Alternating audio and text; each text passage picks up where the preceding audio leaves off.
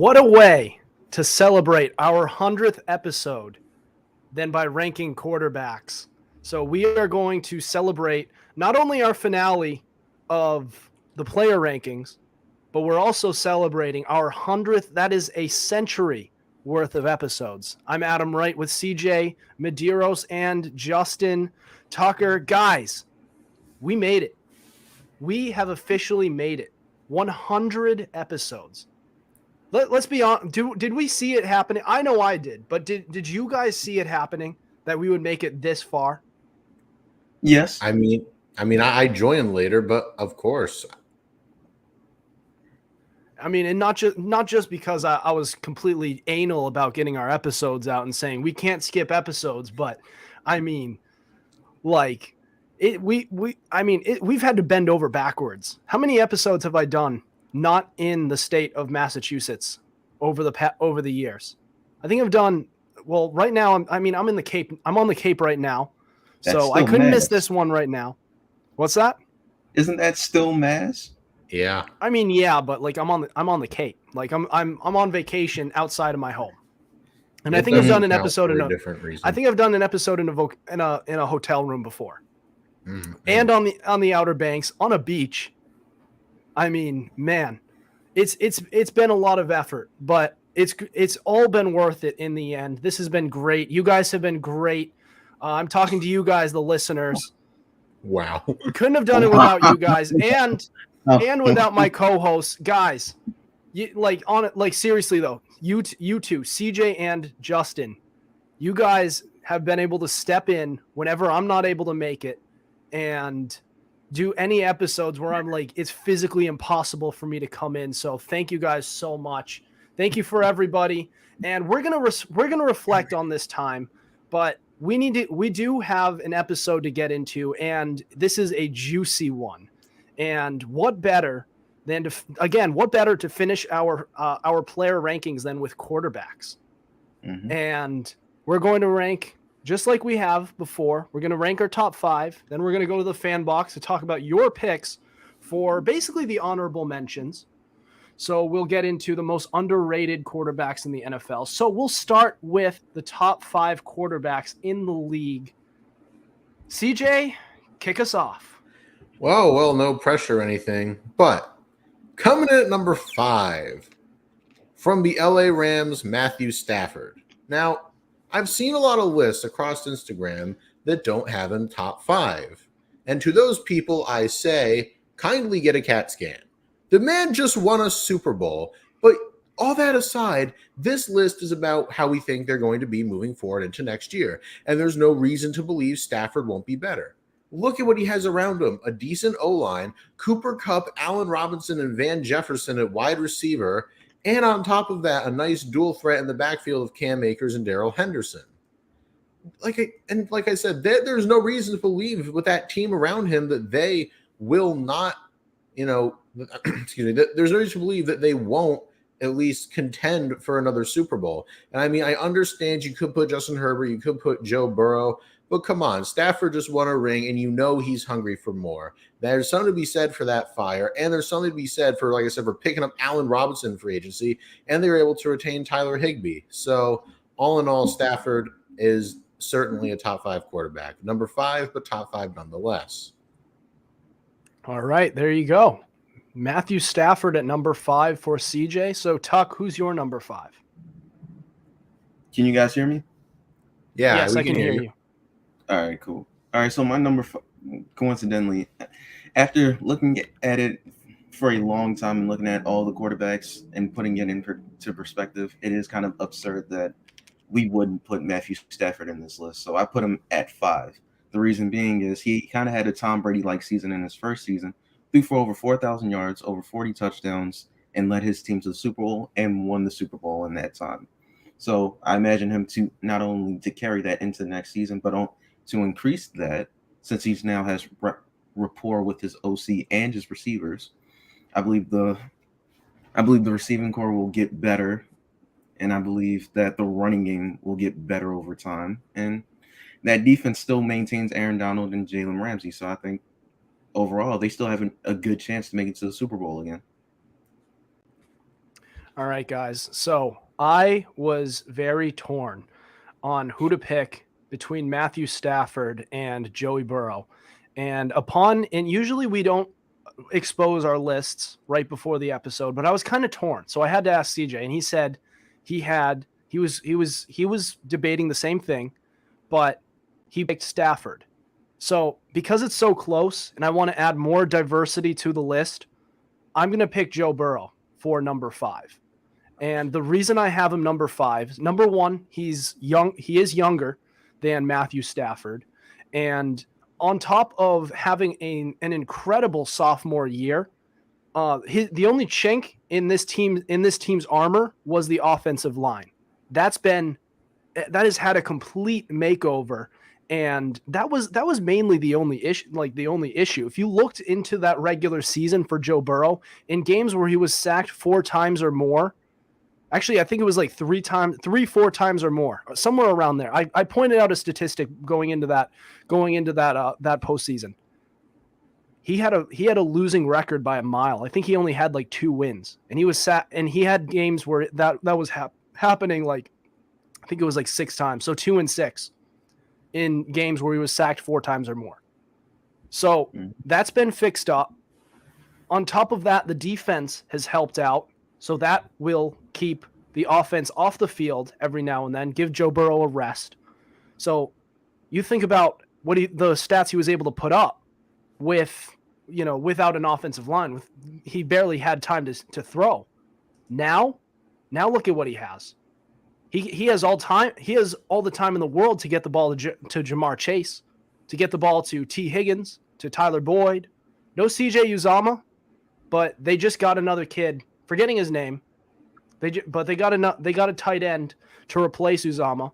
So it's going to be the same season except better. And I understand the Super Bowl hangover thing is a real thing, especially for the team that loses. However, it's hard to look at this Bengals team and say that they're not improved. And they're still young. So until I'm proven otherwise, I have Joey Burrow going at number 5. All right. Okay. But hey, Adam, you already said I was waffling with the same thing. So it's like, you could basically flip a coin. I just went in a slightly different direction. Yeah, and Matthew Stafford had a good year, but in fact, an incredible year. What, 42 touchdowns? 40 touchdowns. 41. 41. And he did throw 17 picks, which was the issue. But I ultimately went with Joe Burrow just because he's younger and because Stafford, he is in his first year with them, and he had a great year, but I'd like to see him do it again too. It's the same thing with Cooper Kupp. Remember Tuck last week? I only had Cooper Kupp lower than he should be because he's only had that elite year this year. I want to see him do it again. Prove you can do that, on a consistent basis. All right. But CJ, you want to give me your number 4? Well, as a matter of fact, I do. Coming at number 4 from the Buffalo Bills, Josh Allen. And I can already hear Bills Mafia complaining that he should be higher. But I'm not going to spoil the rest of the list. But for the 3 people ahead of him, their stats are kind of similar, but they're all just a little bit better than Allen. And, I mean, his team kind of stayed the same. I mean, we'll see how the additions of guys like Jamison Crowder and I think James Cook work. Yeah. But overall, Josh Allen worries me just a little bit. And here's why. 15 picks last year compared to 36 touchdowns. I mean, that's good, but, he's got to cut down on those. His completion percentage was a 63.3%, which is the worst of everyone in my top 5. And on top of that, he scrambles way too much. And I've had Bills fans say to me, but look, he's a big guy. He can knock around the DBs. I'm like, yeah, until they start going for his legs. That's exactly what happened to Cam Newton. But look, Josh Allen, all that aside, is still a phenomenal quarterback. He's got a great arm and he can run, but he should be more of a pocket guy and run only when need be. That's how you stay in the league for a long time, but that's neither here nor there. Yeah, you can do both. I like it. Huh? He can. I said Josh Allen can do both, and I really like that about him. No, I do too, but like he's got to become a smarter scrambler. Yeah. But either way, when I see Allen, it's like obviously he's top 5, but his team around him really didn't improve. So he's really going to have to take the next step and be MVP if he wants to move into the top 3. Let's look at this for a second. This it's the fantasy football guy. He said Josh Allen needs to stay a pocket passer. Yes, I agree. In fact, I remember I heard a saying. I don't remember who it's from, some football guy who said, I see a lot of young scramblers in the league, but you never see any old ones. I'll leave it at that. Yep, that's right. That's a good it's funny how that works. I mean, the only old-ish scrambler you could say is Russell Wilson. That's because Russell Wilson is what I call a smart scrambler. He's not looking for like the 40-yard touchdown run. He gets the first down, he slides, or he ducks out of bounds. He doesn't take unnecessary hits like all these other ones. And like I said, I know Allen's a bigger guy, but those hits add up, and they add up fast. Just ask Cam Newton. Yeah, Josh Allen's kind of that plow through your face type player, but yeah, at the same time, Cam Newton he lived by his running game, man. I mean, that was his bread and butter. Yeah, but I'm just saying, Josh Allen's a great quarterback, and I don't want him to hurt himself. I agree. But overall, this is like no Josh Allen slander, though. Like I said, still phenomenal, great arm, 36 touchdowns. He and Stephon Diggs are one of the best quarterback wide receiver duos, and he cements himself firmly in the top 5. Oh, my bad. Well, size. So fantasy football guy again. So he said size don't matter when your knees go bad from a hit. Yeah, this fantasy football guy, he's got a point. Yeah, you are the fantasy football guy. I like it. We're getting a few comments here. Oh, awesome. Jeff Medeiros. So isn't that's your dad? Could be. Could be. Steve Young said that quote, and it's true. TikTok for running quarterbacks. Yeah, a lot of them, like I said, there's a difference between being a scrambler and a smart scrambler. We need to see less, like Tyler Huntley's, and I was going to say a certain other quarterback, but Tucker would have had my head on the spike. And, and we need to see more Russell Wilsons, guys that, stay smarter, guys that can scramble, but pocket first. Like you can't, you're selling yourself short when your first option is scrambling. I'm not saying it's Allen's first option, but it's a very valid point. Yeah. All right. Without further ado, let's go to Tuck and let's hear his what he has to say for his number. All right, my number 4 guy. I don't care if you guys make it sound like it's biased. Oh my! No. Yes, he is top 5. Lamar? Yes. Oh, yes, it's Lamar. I told Lamar you. I told you. No, yeah, Adam, you were right. You called it. Now, no. All I'm gonna say is, in the words of the immortal Hank Hill, that boy ain't right. No. Can I said it. I said. Oh my! Just let's hear his explanation. All right. First. Okay. You better wow me, man. All right. As far I kind of like the way this conversation was going with the running quarterback, but Lamar Jackson can actually pass from the pocket. He's actually proven that he can be a smart, reliable quarterback from the pocket this year. Just as the Denver Broncos when he threw for 319 yards against them from the pocket, scrambled very little and can basically beat them at their own home field. And then he went on Monday night, the next game against the Colts. Fairly good defense, threw for over 400 yards, 4 touchdowns, and beat them in overtime. Came back from 19 points down, was able to do that. So he has shown you flashes, or at least consistency within games, that he is able to beat you from the pocket. It just so happens that his second best ability, it's not his first best, it's his second best. His second best ability is his ability to get out of the pocket and scramble for first downs. And I understand that you guys are worried about him taking hits, but the way that he gets down before he takes the big ones is something I find very, very good about him. He doesn't take the big hits often, but the biggest hits he often takes is because of his inept offensive line. Don't need to talk about that, but yeah, I don't really blame it on Lamar. I just blame it on the lack of Ronnie Stanley being there and having Alejandro Villanueva fill in. So if he just stopped taking sacks, I think he'd be more suitable to continue to be a passer. Now, does the offense help him in that regard? No. But again, I've seen improvements from his rookie year on to now, what makes me think that he can be a competent quarterback. And due to his all-around ability, I find it ridiculous to think that he's not a top 10, if not a top 5 quarterback. that's why I put him number 4. Yeah, look, I might have him number at top 10, but I'd probably have him at 9 or 8, maybe. like I could put him in the top 7, but the problem is number 1, he's I'm not coming off moving. an injury. Exactly. Yeah. And his he has core around. I'm sorry, Adam. Continue. like injuries have been an issue for him in the recently, and I mean, he is a running quarterback. That's the issue, and he has shown the ability to pass. The question is, can he do it consistently? I haven't seen that yet, and I need to see him do it more consistently, because eventually those legs are going to give out. Like, he's going to slow down one way or another, whether he gets hurt or whether he just straight up just old age. He's not the same player. And what he does from there is going to be what really defines Lamar Jackson's career. All right. So can I give my number 4 now? Wait, hold on, Adam. Can I just chime in real quick? Sure. Tucker, you know me. You know me, man. Yeah. And you know I'm actually a Lamar fan. I like the guy, but he's never thrown for anything above 3,200 yards in his career. And look, that might be selling a bit short because he has an arm. He's got a cannon. But we also know that a quarterback is only as good a lot of times as the team around him. Plain and simple, outside of Mark Andrews, I'm not crazy about that core around him. If your receiver 1 is Rashad Bateman, I'm going to have to raise a quizzical eyebrow. Yeah. It's a tough one. It's tough to have him in the top 5. I could make a case for top 10. In fact, I probably would have him top 10. Mm-hmm. But top 5, I mean, that's tough.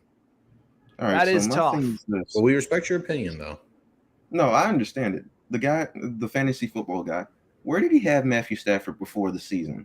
Because I really hold on. Adam, can you read the quote for playback? All right. So for those of you who are listening on one of our audio platforms, he said, so the fantasy football guy says, I can't take Lamar as a top 5 quarterback until he proves himself in the playoffs.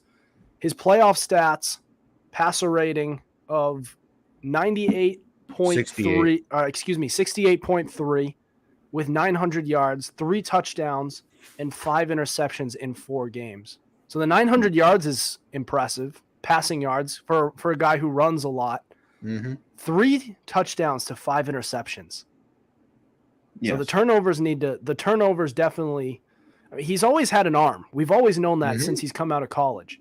The question was always his accuracy. And 3 touchdowns to 5 interceptions. That is tough. I just want context behind those interceptions is all. Some of them were bad, like the interception against the Buffalo Bills for a touchdown.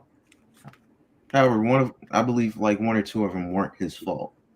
I'm not going to hold them against him. But again, it says a lot to me that he's consistently able to take his team to the playoffs. And he actually has a playoff victory in his hand. So I can't, as much as we want to kill him for his, accuracy problems, it's not always him. Yeah. That's all right. Well, we appreciate the fantasy football guy. We appreciate you guys, your interaction so far. 3 comments here. And if you have any other thoughts, definitely shout them out. And I think, holy crap, he sent another one. Okay, so he says, here's another one. So, but Lamar needs a better core to throw to, in my opinion. So that's one thing CJ said. Rashad Bateman has shown promise, but if he's your top guy, that's tough. Who said fair enough? That's Fumblerooski podcast. That's me. So that's Tucker responding. Okay. Because if it's Fumblerooski podcast, that's one of our co-hosts, maybe one of our former guys who used to be on. We were going to have Brian Mucker, one of our original co-hosts for our 100th episode, but and he was going to be on until the last minute where he fittingly could not show up. So Brian is once again out tonight. All right. So my number 4. So it's important to look at these rankings. You have to look at how you're going to put them. So is it based on the quarterback themselves, how they are skilled, or based off of the numbers that they're going to put up? So if we're going by the numbers, this is going to be hard for me to do because I feel uncomfortable putting the reigning league MVP number 4. But with the weapons that he has lost, I have no choice but to. His numbers are going to dip a lot, and he's going to be put at a Aaron Rodgers, number 4. Don't do this. He's not going to put up the same numbers as he did. He might be good, but it's obvious that they're going to force him to be a game manager. And somebody's going to step up, and they're going to put up some good yardage. There could be the Alan Lazards, the Christian Watsons, the Sammy Watkins of the world. Those could all pan. One of those guys, or both, or two of them, could pan out. However, I can't without that legitimate number 1 guy, and with how they've been building this defense, it leads me to believe that they're looking for Aaron Rodgers to be a game manager. And when you're a game manager, you can't really put up statistics. It doesn't work that way. And he's still a great quarterback. And yeah, Aaron Rodgers, number 4. 4. 4. No, I can't. No, I can't let that run. No, the reigning defending MVP is going to be 4. I don't like it either, but blame the Yes, blame you the do. Packers. Yes, you do. Okay. Look, as much as I don't like Aaron Rodgers, you got to respect the guy. He is a great quarterback, but I also don't like what the Packers are doing to him. He's in his this is the issue that we had with Tom Brady as a Patriots fan. Towards the end of his career in New England, they did not surround him with the weapons that he needed late in his career, and that's why he left. And here, Aaron Rodgers, he got. I mean, it was a damn miracle. Green Bay got him to commit again to stay with that team, and they didn't do anything to surround him with that. I was going to say, well, then again, he was under the impression that Devontae Adams was going to stay. That is, yes. And but you had 2 first-round picks. So what do? You either fortify that defense and have Aaron Rodgers be a game manager, which is what they did, or you use one of those first-round picks to trade for a top receiver. Or and maybe package in it is a late first-round pick. Both of them were late firsts. You package one of those in with, like, let's say a second rounder, and you go out and get an AJ Brown or maybe a Deebo Samuel. Ooh, Deebo Samuel would have worked. But then again, the 49ers turned down a lot of big time offers for Deebo Samuel. I think one of them was one of the Jets' first round picks. And I believe that first round, it was crazy. But I just have no choice. Aaron Rodgers, number 4. And the only reason I have him number 4 is out of respect for Aaron Rodgers and not out of the top 5. Because if his name, take the name off the back of his jersey and you look at the situation he's in, how are you going to be able to put up good enough numbers to retain the numbers that he's been putting up the past couple seasons? I have him number 4 in the top 5 out of respect for the name Aaron Rodgers. And this coming from somebody who doesn't really like Aaron Rodgers that much. We did get another, here's fair enough from, hang on. So Fans Only Sports Network. Okay. So that was, so I'm looking at the comments here. I'm trying to see, here we go.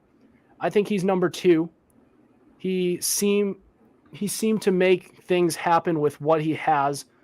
He's a leader, but losing Devontae Adams will definitely. Sorry, dude. The grammar's just a little tough to comprehend. That's all. That's okay though. Devontae Adams leaving will definitely affect them. This will be a go. He was his go-to in clutch situations. It's either I'm dyslexic or Adam, I got it. It says, you get it. I think he's number 2. He seems to make things happen with what he has. He's a leader, but losing Devontae Adams will definitely affect who will be his go-to guy in clutch situations. I think the lack of period is what's killing you, Adam. Yeah, I think that was it. No worries. Everything else was. He goes, sorry, driving. Oh, We can't. dude, we can't accept I'm sorry. it. All right. So he said, sorry, driving. Oh, that's please. just fine, man. I appreciate everything that you've said during this episode, fantasy football guy. But please put your phone down. We're looking out for your safety, dude. No texting while driving. Exactly. Unless you're doing commenting voice, on the Fumblerooski podcast as much as we do appreciate it. Unless you're doing that voice text, which is through Alexa, which is perfectly acceptable. All right. Okay, that's fine. CJ, so we are getting long on time for this segment, but CJ, you want to give me your number 3? Sure. So now, old Justin Tucker there didn't much like Rodgers at 4. Maybe you'll feel better with Rodgers at 3. Yes, Aaron Rodgers is my number 3. Yeah. And for all the cheeseheads going, oh my God, he's the reigning MVP, I say, pick up your ears and listen up. Rodgers. Everybody loves to balk at the fact he only threw 4 picks last year, and he's the MVP. But see, here's the thing. The MVP is a regular season award, kind of like how A-Rod is a regular season quarterback. I mean, barely got over 4,000 yards last year. His completion percentage good, touchdown interception ratio insane, but dude just disappears in the playoffs, and it's a problem that will only get worse without Devontae Adams. And you know, Adam, we've had this conversation a lot. I know they drafted Christian Watson early in the second round. I'm not a Christian Watson fan, and I think Allen Lazard is not your wide receiver 1. He's never been anything more than a meh wide receiver 2. You lost Valdez-Scantling as well, other than Adams, and you lost Equinemius St. Brown, and not to mention, like, you got the injury-prone Sammy Watkins for some reason. And, I mean, the only thing I'll say is, like, the running game. The running game is solid. You got Quadzilla, A.J. Dillon, and good old Aaron Jones back there. But when you're kind of transitioning to a run-first offense, that whole game manager point Adam brings really gains some credence. But, yeah. But Rodgers, you know, as they say, he's a bad man. So, I don't think he'll be awful, but I don't think he's going to be MVP again just because of the team around him. I don't think he'll be MVP going back to back to back. That doesn't happen. I don't think they'll give it to him 3 times. She shouldn't even won it last year. It should have been to Brady. Brady's numbers were better, but that's neither here nor there. Yeah, but like also he'll be lucky if he makes a Pro Bowl with the weapons, with the pieces he has around him. He'll make a Pro Bowl. He'll make a Pro Bowl only because the Pro Bowl is about name value. All the elite underrated guys never go, so he's almost got his ticket stamped. Yeah, and it also has somewhat become like whoever's available that Sunday. Yeah. Yeah. I do want to talk about he should be available. He ain't going to the Super Bowl. Here, Tuck, you want to give me your number 3? All right. My number 3 guy is Tom Brady. Okay. Blasphemy, but continue. Bit low, don't you think? No, because the other 2 guys are just freaks of nature. All right, the reason I put Tom Brady here is because, like Aaron Rodgers, they both lost in the divisional round. That's tough. He actually made a couple of mistakes that were costly in the middle of the game against the Rams. That was costly. And he's going into his final season. I thought last year was his final season, but Tom Brady decided, nah, I need another Super Bowl before I retire, so I'm going to come back and hopefully win another one for the Buccaneers before I ride off into the sunset and collect those AARP checks. But anyway, I believe that they need to build the team a little bit more around him, more specifically in the running game, because right now Leonard Fournette is around like 260. My God. So I believe they need a little bit of tweaking in the running game. Yeah, I believe a little bit more tweaking in the running game will be fine, because if they're not worried about the run game, then Brady will have to win with his passing. And I don't think that's something Brady should have to do at this age and at this point in time in his career. So I believe he'll be more reliant in moving forward. He'll still be top 3, but I just can't rule anything outside with the other 2 in front of him. All right. Tom Brady, number 3 for Tuck. He's top 3. It's not like I said he's not even top 5. He's top 3. Yeah, but I mean, top 5 is the bare minimum. Just saying. Yeah. Top 5 is the bare minimum. Wait a second. So this is your top. That's number 3, which means you have 2 more left. Yeah. Who do you not have? Uh-oh. at I top think I know 5. exactly who he. But I think I know Adam, exactly who it is. You got to think about that deduction. Who do you not have it? Okay, you know what? We're All going right. to burn that bridge when we come to it. Here's going to be. I think I know who his 1 and 2 are, because my 4 was Aaron Rodgers and my number 3 is Patrick Mahomes, and it's for very much the same reasons that I had Aaron Rodgers number 4, except I think Patrick Mahomes has a much more functional offense to work around. I think Juju Smith-Schuster is a piece who can very much work out for them if he's healthy and everything works right. And Marquez Valdes-Scantling is a good deep threat. He's definitely no Tyreek Hill, but he brings that big play ability. So they can, in a way, analytically, they can almost recreate Tyreek Hill after losing him. And without having that star player, it'll definitely be a drop-off. But I think Patrick Mahomes will find a way to put up statistics again. And don't forget, he still has Travis Kelce to throw to. And he's also younger than Aaron Rodgers, which is another reason why I have him higher. He's more capable to do more with less at this point in his career. Not that Rodgers can't, but I just have more confidence that Patrick Mahomes can, and he'll put up solid statistics, and he's good to make my top 3. So there's my pick. And I know that's going to be what it is. I know. Don't tell me. Don't tell me. We'll get there.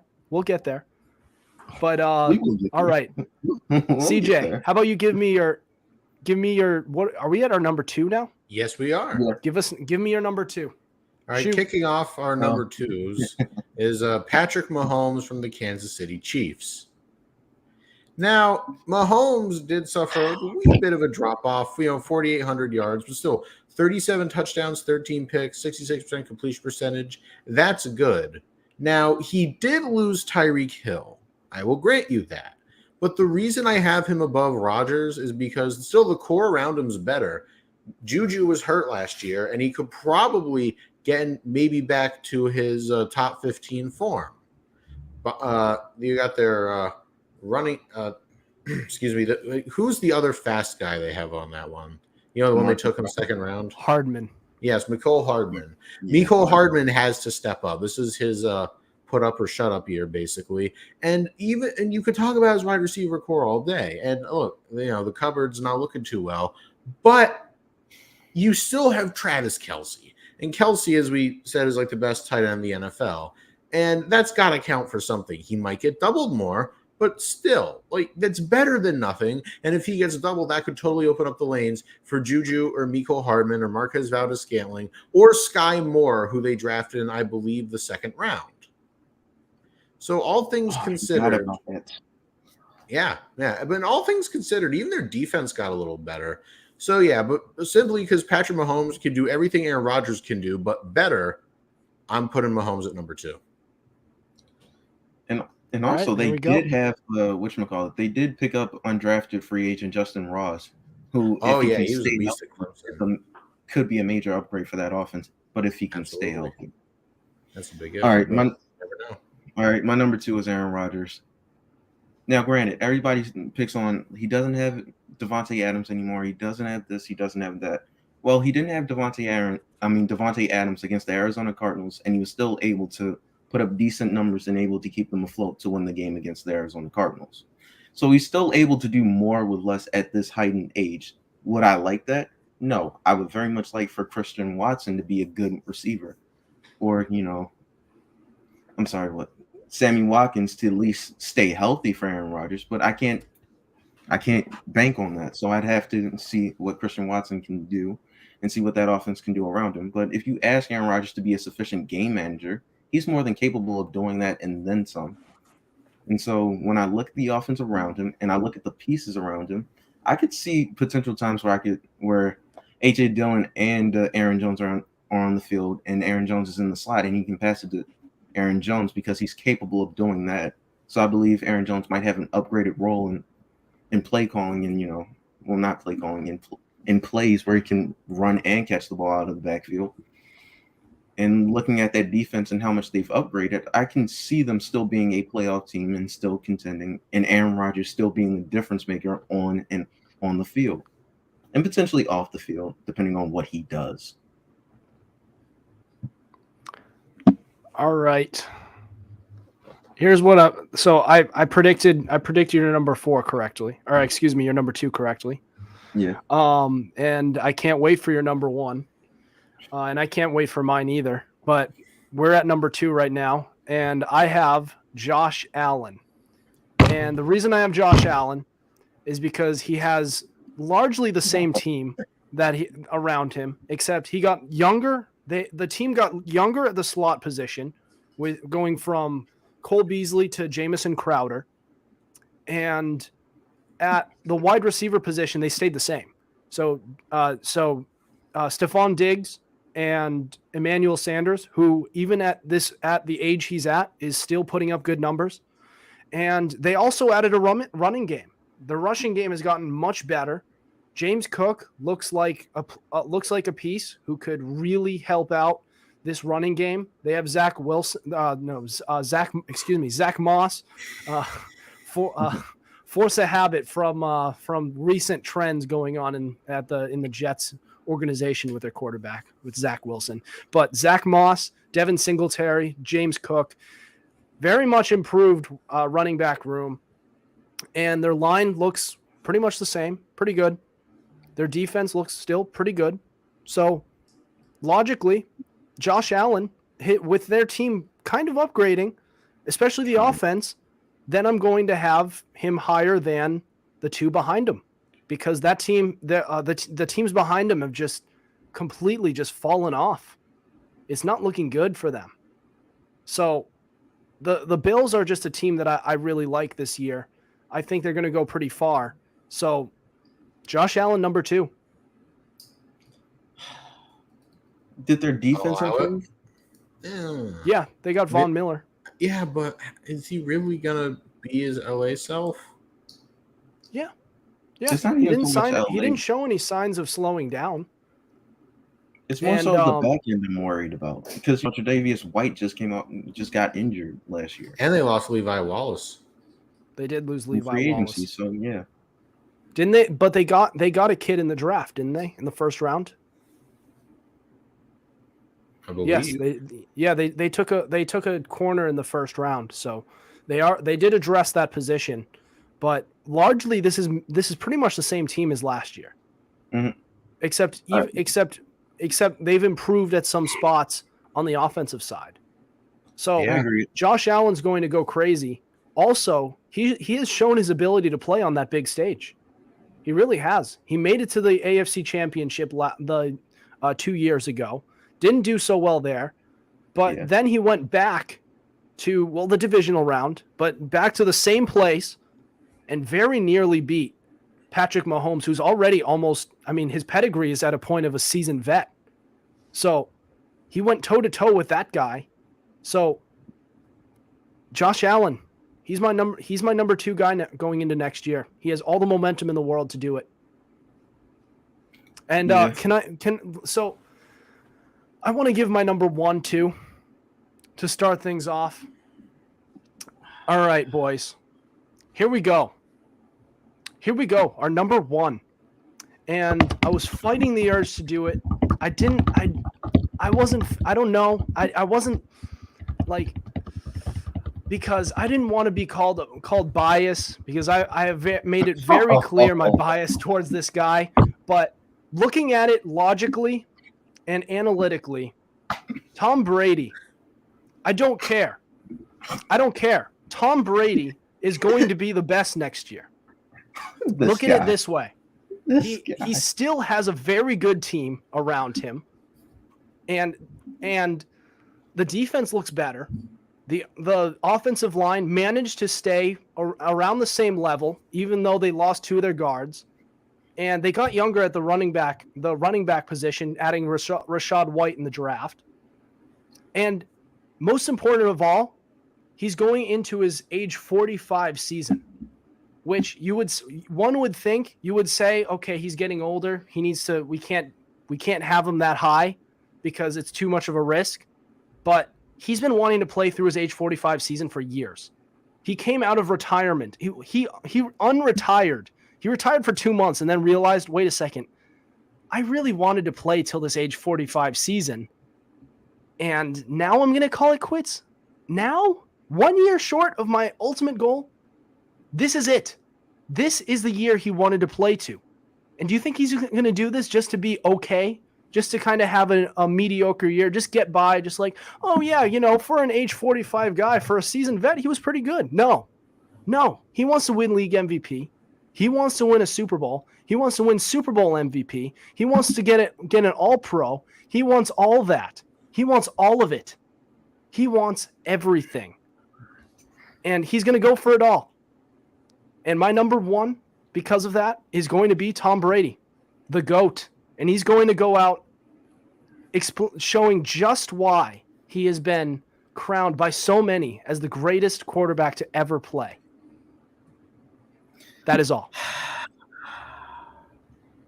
Well, this is it. This is destiny. Mm-hmm.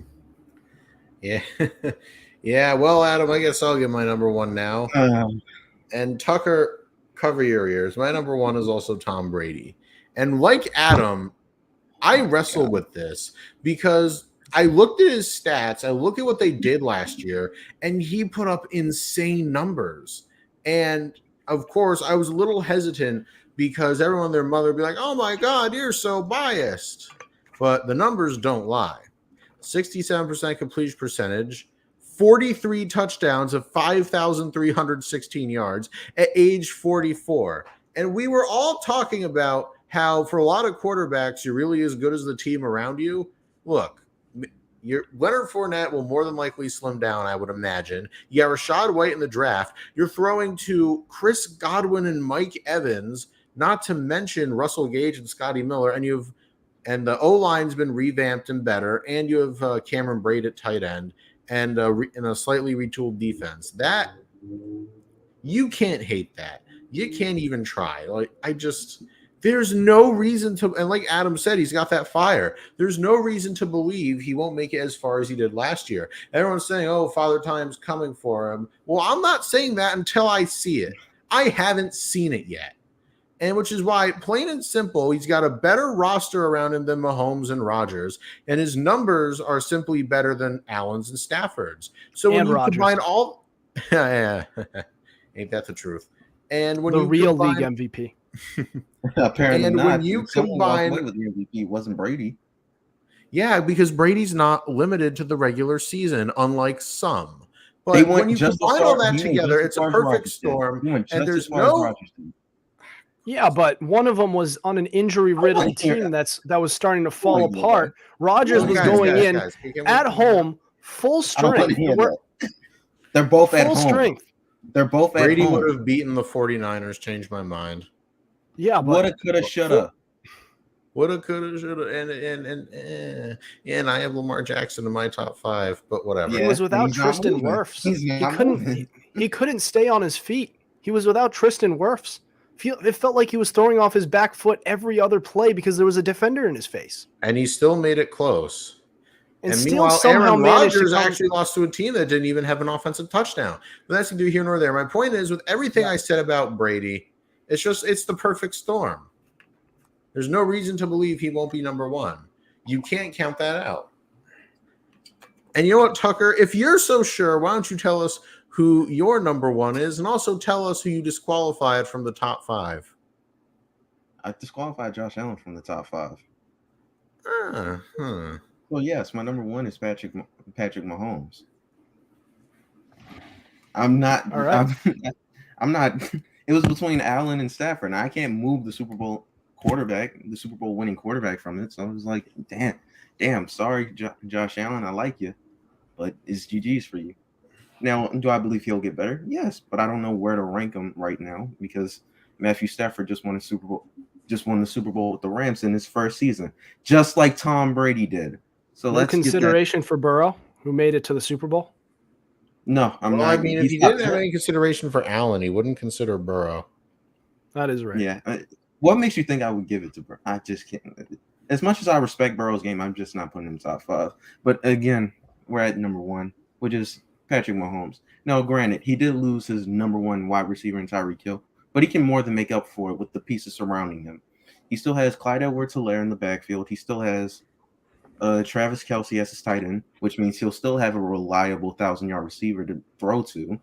He'll have Andy Reid, one of the best play callers on offense, as his head coach, and he still has and he just gained Marquez Valdez-Scantling, a solid number 2, if not a good wide receiver 3, and Juju Smith-Schuster. Now, are those guys quality number 1 receivers? No, but they don't have to be in that offense. As long as Patrick Mahomes has options to throw to, one of them could easily be a 1,000-yard receiver. I'm not saying 1,100, 1,200, 1,300, but they could easily. I could see them being a 1,000-yard receiver in that offense specifically. I believe Patrick Mahomes will still be good enough to make the playoffs. I'm not sure how good in the AFC West because, my God, that division looks tough right now on paper. But I still think they're good enough to make the playoffs, whether it's a 5 or 6 or 7 seed. And I believe they'll still be able to make it to the AFC Championship because they have a Super Bowl championship mentality that's been proven since they've won the Super Bowl. And so they'll always be in contention with him as the quarterback because of his talent and his ability to throw the football. All right, there you go. There's our top 5. Our number 1s. 2 of us had Tom Brady, and another one of us did not have Tom Brady, had Patrick Mahomes. Did you really think I was putting like? Tom I had him Brady top in? 3. I had him top 3. I still think he's going to be able to put up statistics, and he might be able to get them to the playoffs as well. Just he's not. He won't be as good as Tom Brady this year. Brady just has more weapons. Imagine Justin Tucker calling us weapons. biased after he put Lamar Jackson in the top 5. I didn't put him number 1. All right, look, we do have to get to our You fan should. box. We're getting really late on time, and I would like to get through the fan box as well. So coming up, we're going to talk about what you guys thought were the most underrated quarterbacks in the league. So this is our last fan box for our player rankings, and I have no doubt this is going to be a good one. Stay tuned. This is the Fumblerooski podcast.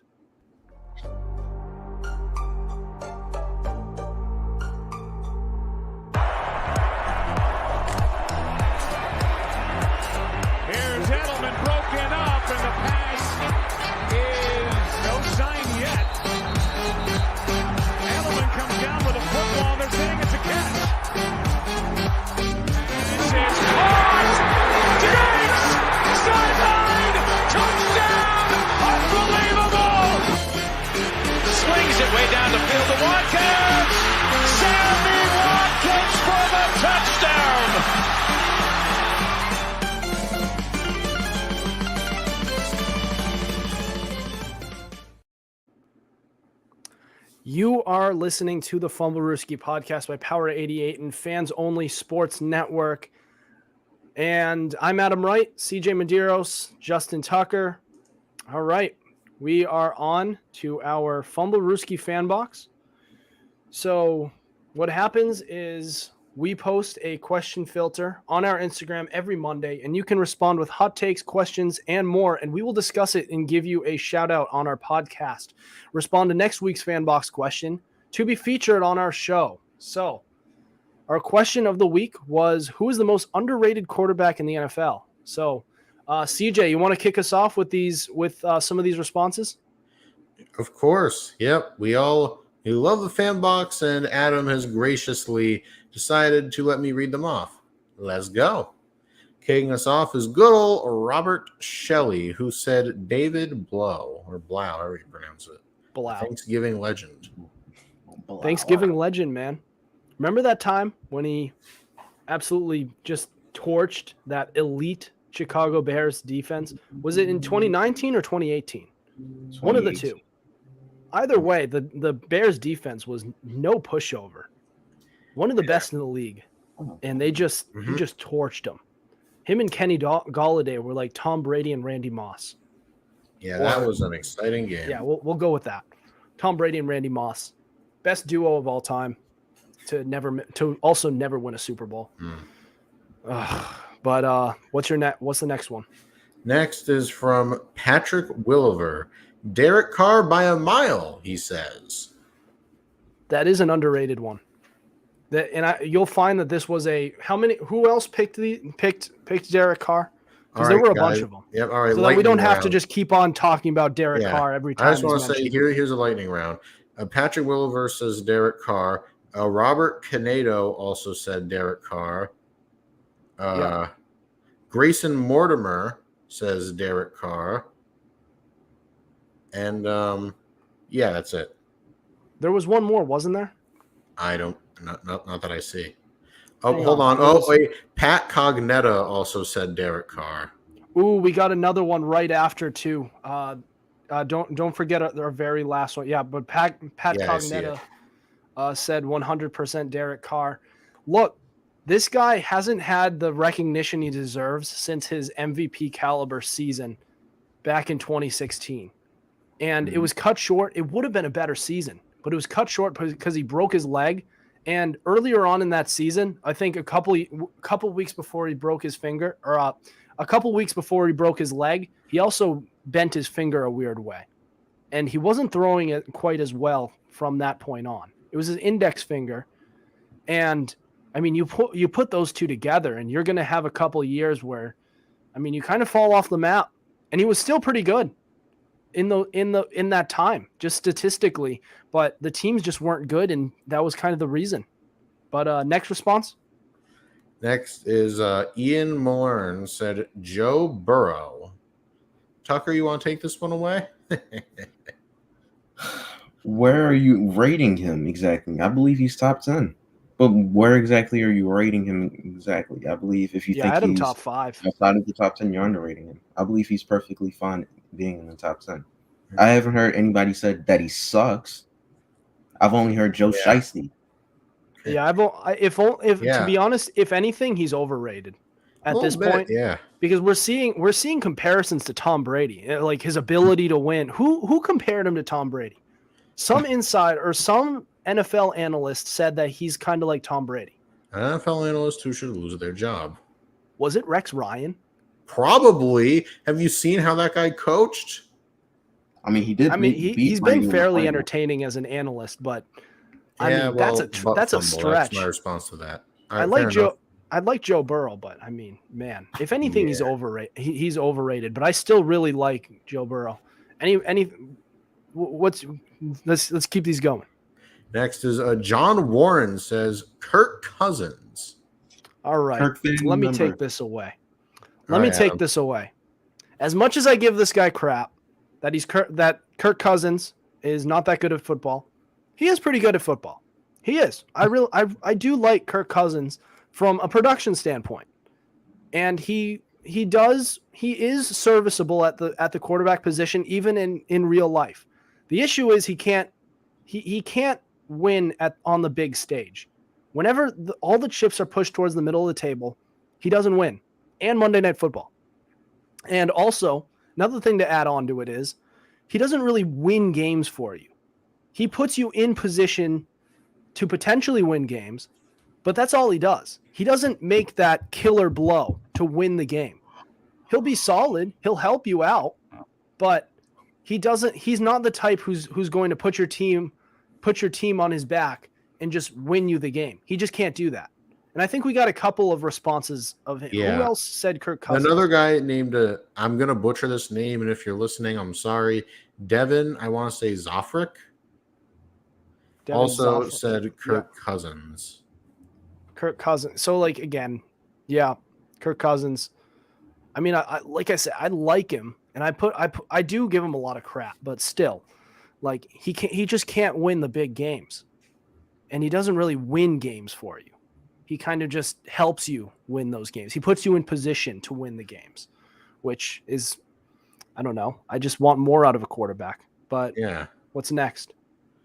All right, this guy also said Derek Carr. Jack Grob, good old Jack Grob, says Baker, as in Baker Mayfield. Well, yeah, he has the opportunities to do it now. We're gonna find out. DJ Moore and Robbie Anderson is probably the best duo he's had. I mean, Jarvis Landry and Odell Beckham looked good on paper, but it never worked out. I mean, come on. It was all potential with that. Also, another guy, Cameron Alden. Yep. Said I know that kid. Mayfield as well. He's been on our show before. A friend of mine. Yeah. He's a big time Baker Mayfield fan. And Cam, if you're listening to this episode, tell me this. because you never answered my question when I asked you on the social media page. Does this mean you're going to become a Panthers fan? Because he rooted for the Browns mainly because of Baker Mayfield. Yeah. Now Baker Mayfield's a Carolina Panther. So are you a Carolina Panthers fan? Nothing wrong with it. I just want to get your point of view. I want to get your interests, you know? But all right. What's next? Cole Hinkley says Tyler Huntley, or as I like to call him, I can't believe it's not Lamar. Whoa.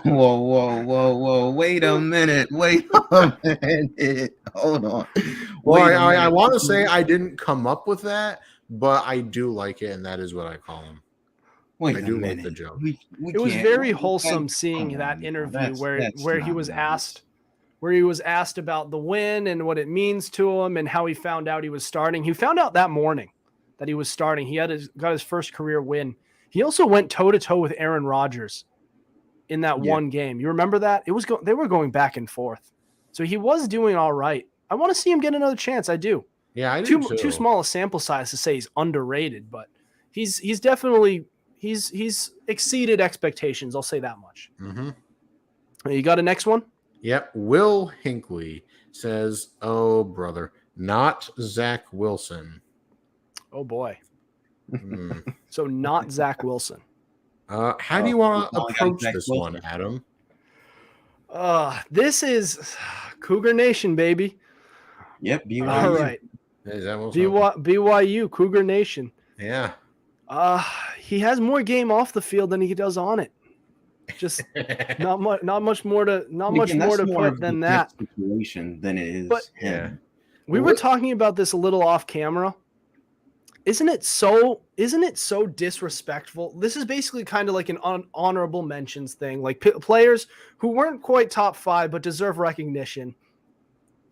He mentioned his name, but he mentioned it not to be an honorable mention. That's worse than not saying his name. That's like the most disrespectful thing there is. I mean, not saying that he doesn't deserve to be, that he does deserve to be mentioned, because quite frankly, he doesn't. He could wind up panning out in these next couple of years, but yeah, he's yet to show it. Yeah. Yeah, to kill him in his rookie year. That's like, that's just so disrespectful.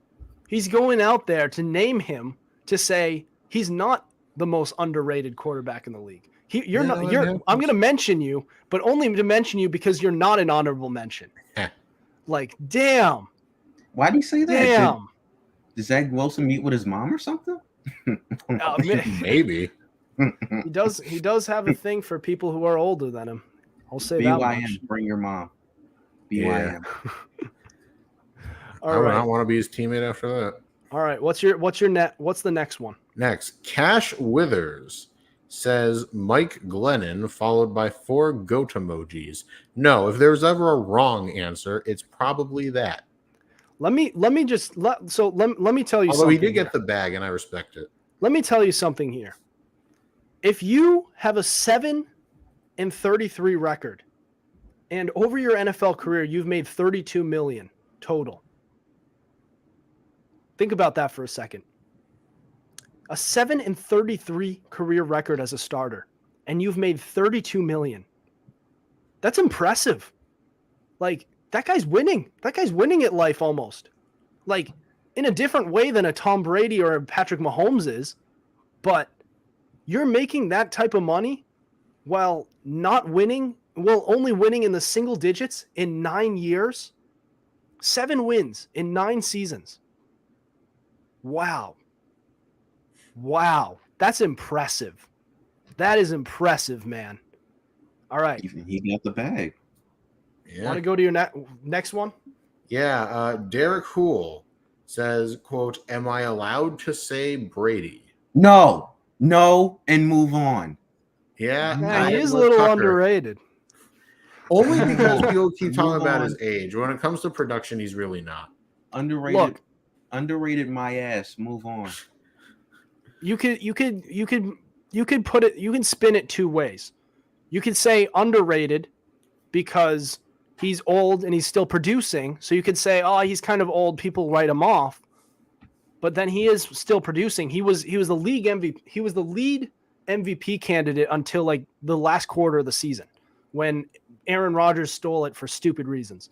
Mm-hmm. Oh, All right, we need to move on. Tucker's foaming at the mouth. He's about to gouge his eyes out with a spoon. Tom Brady is underrated is really ridiculous. Let's go on. All right. Give us your next one. Stephen Parker says Davis Mills.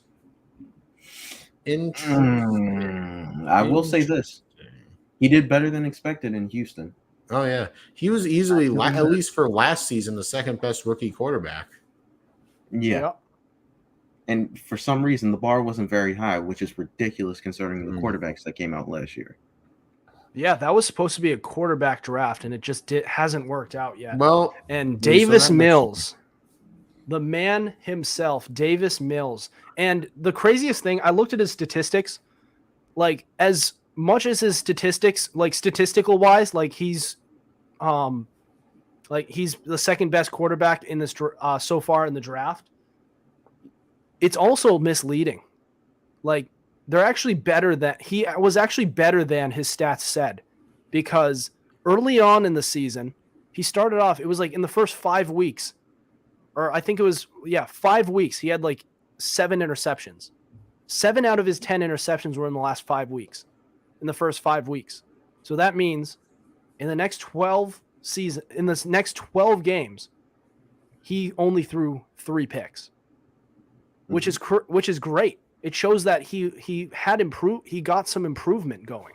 So I honestly, I don't know. We'll see with that kid. I don't want to say he could pan out because he has a low ceiling, but if he pans out, I mean, there is a quarterback who went 199 overall, and he wound up to be pretty good. It was back in, what was it, 2000, 2001? He was all right.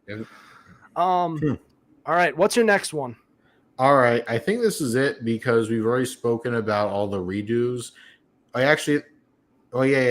We spoke about the Carr redos and the Cousins redos, and the other guy said Baker. But finally, we have a guy by the name of Patrick Kozak who said Tua. We'll find out that's this actually year. That's a decent pick. That's a decent pick. All I'll say is he has no reason not to succeed. I mean, that wide receiver duo is seriously good. Wow. Like, not just Tyreek Hill, but, Jalen Waddle is basically a clone of Tyreek Hill. Jalen Waddle's a little bigger, actually a lot bigger, but speed, play style, wow. And he also has Jasicki to throw to. He has everything, man. And the offensive line is significantly improved. If he does not work out, if this season winds up being a bust, it's because of Tua. Mm-hmm. I'll say that much. But it's hard to see him succeeding, even if he is just serviceable. Like, how do you lose games like that with that team? Yeah. Like, even if you're just okay, which means I mean, it could be good and bad that they got all these weapons because if you commit to Tua Tagovailoa and look at this season, if he puts up good stats, it could mask his deficiencies, so that in years coming down the road, you look at it when the team isn't as loaded. He's not going to be as good. And then they're going to be looking at, like, maybe we committed to the wrong guy, and it's not something you can really control, because what are you going to do? Like, obviously you're going to try and stack your team up. You want to build to win. So it wouldn't work it's just, excuse me. It's just an interesting situation there because all right. Is that it? Is that all the responses? Yeah, I believe so. All right, there we go. So there you have it, guys. There is our fan box. And usually that means the end of our episode. But I want to go a little bit. I want to go one more segment, and we're just going to go down memory lane. And we're going to reflect on our 100 episodes. Now, if you guys don't want to be a part of it, go ahead and tune out. But this is going to be a great segment. We're going to talk about our podcast when it started versus what our expectations are now, which, spoiler alert, they're high. So don't go anywhere. This is the Fumblerooski podcast.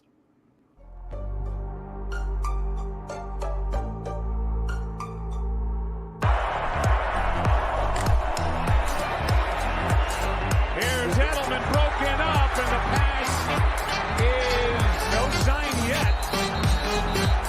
Edelman comes down with a football. They're saying it's a catch. This is caught. Diggs! Sideline! Touchdown! Unbelievable! Swings it way down the field to Watkins. Sammy Watkins for the touchdown!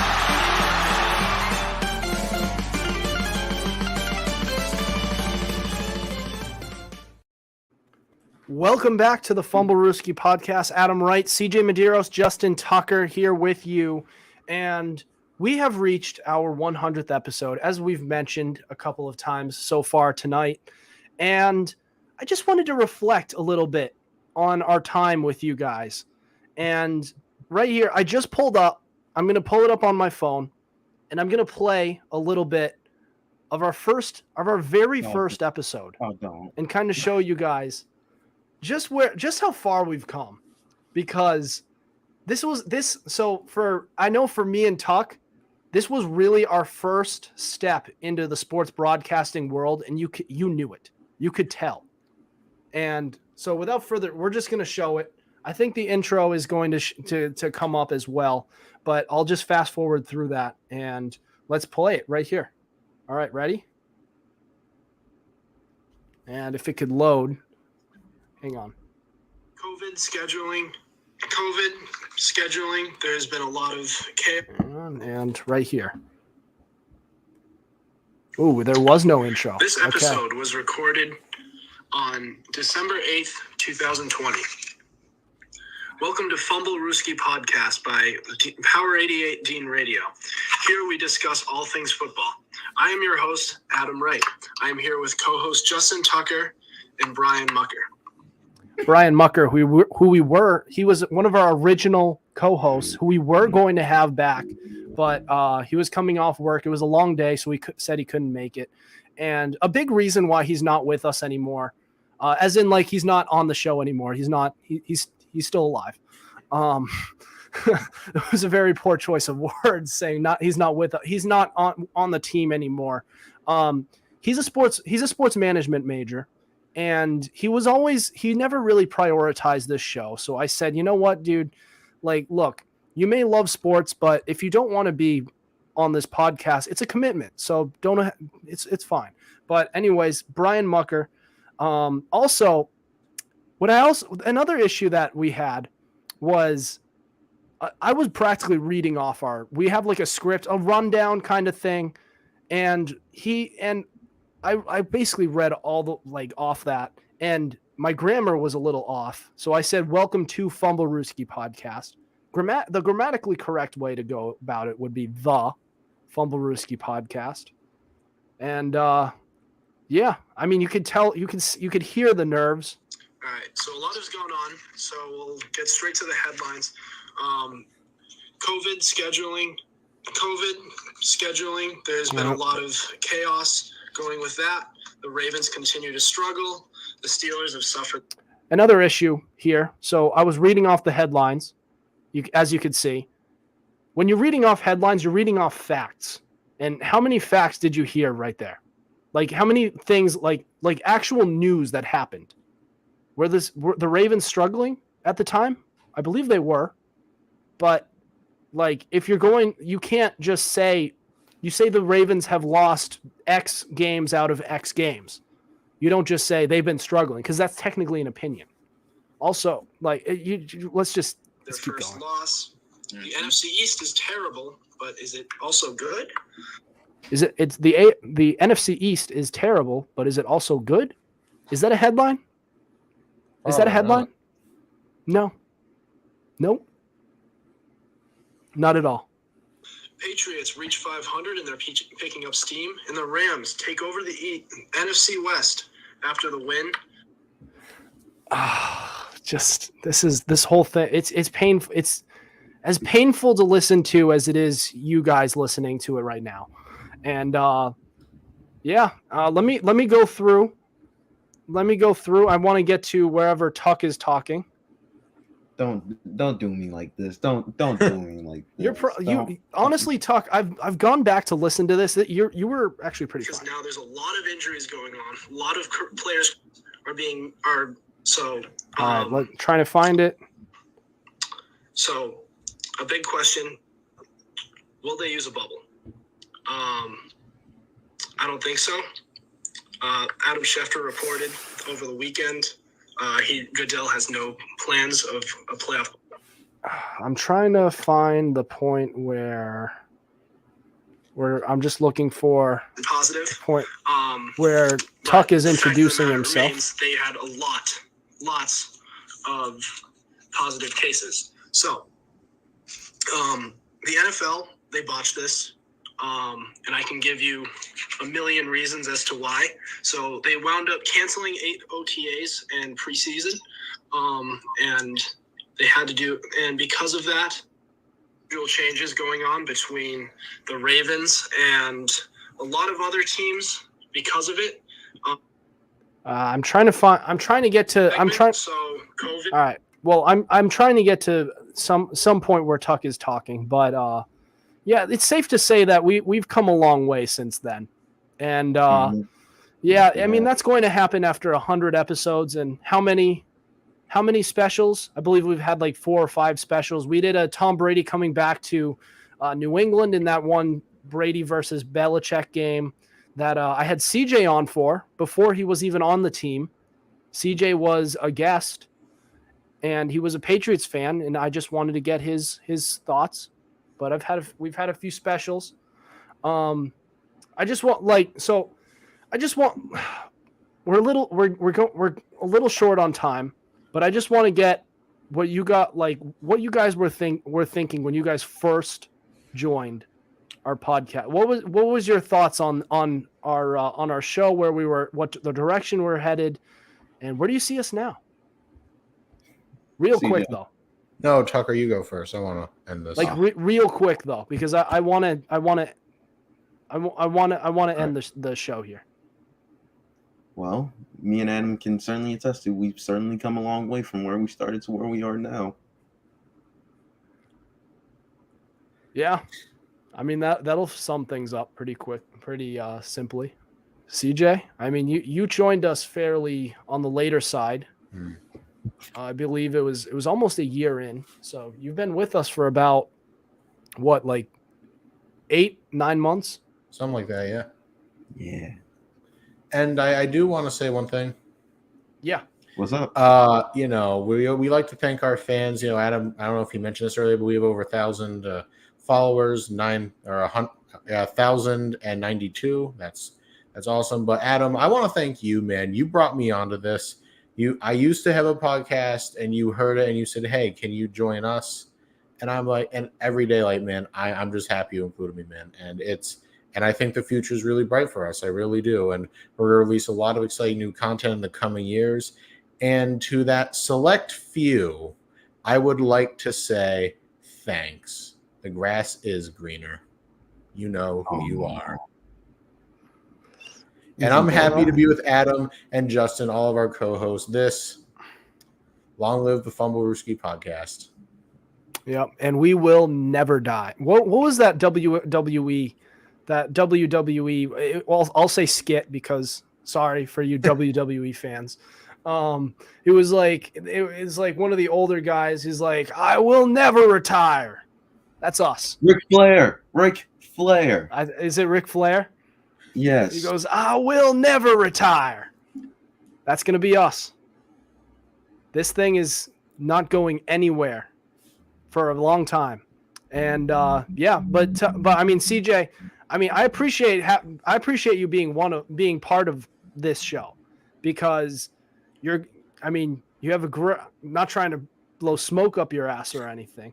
Believe me, I've dumped all over plenty of your opinions during our time. Yeah, But that's just I part mean, of it. dude, you have a great radio voice, and you were the logical choice to have on this show, and you've been a great addition. And Tuck, dude, I mean, you are a co-founder. Like you started this with me, so you've been here since day one. And the reason I appreciate you being here so much, number one, is you're not even a sports broadcasting major, not even a communications major, for that matter. You're a psychology major, and Yep. you're sticking with us. And I appreciate that so much, because it's not your career field, but you're just doing it for the love of the game. And that's what I love. And because of that, this is going to go on for a very long time. And of course, my last thank you is to the fans, the listeners out there, the followers that just went over 1,000 in the past 7 months.